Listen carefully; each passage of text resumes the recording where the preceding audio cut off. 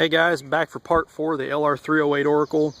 Going to shoot some suppressed rounds for you guys. I've got some Subsonics loaded up, let you guys see how those perform, as well as just a stock 308 hand load I keep on hand here at the hide. And go over a few final thoughts on the rifle itself to kind of give you guys an overview of start to finish from the day I got it to up until today. But we'll take a few shots here, let you guys see how it does. Again, there's I'm going to just shoot 5 shots of this stock 308 load. It's 150 grain Hornady soft point projectile over 41 grains of 30-31 IMR. Works really well. It's a cheap round to load, but we're going to be using the YHM light tactical suppressor 30 cal. And as I mentioned before, the rifle itself is a chunk. I mean, it's heavy. That's probably one of the biggest downsides to this particular model. And you go adding stuff to the front end of it, it really makes it heavy. But fun factor definitely makes up for it. But we'll shoot a few shots here, 110 yards. Let you guys see how it does. And again, no ears.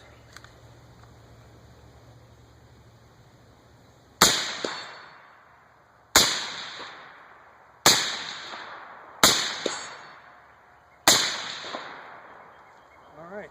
Hard to keep the front end of that rifle steady with that much weight hanging out there, but let's load up a few of these Subsonics here. Now these are just regular 308 case. I do drill out the primer holes in these to a 9/64 hole, and running 10.1 grains of Trail Boss powder with the same 150 grain projectile from Hornady.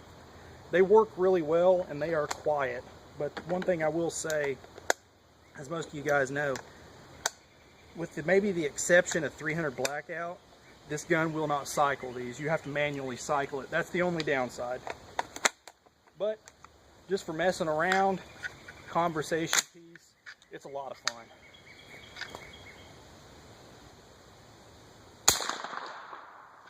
It's quiet.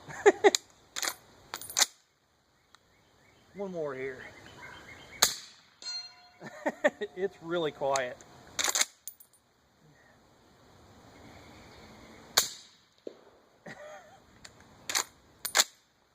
Last one here. Oh man.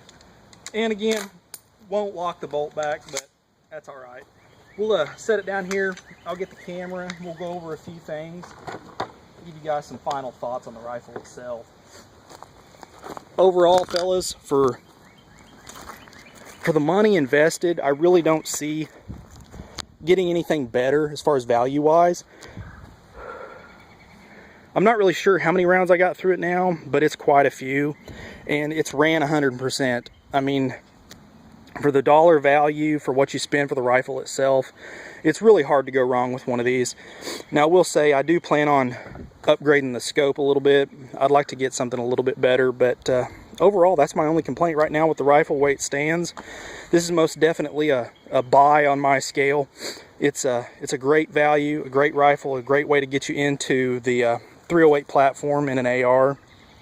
It's just a really good rifle. I really can't say enough good things about it, but you guys know if you got any questions, just post them up or whatever, and I'll be glad to help you all out any way I can. As always, fellas, shoot straight. Later.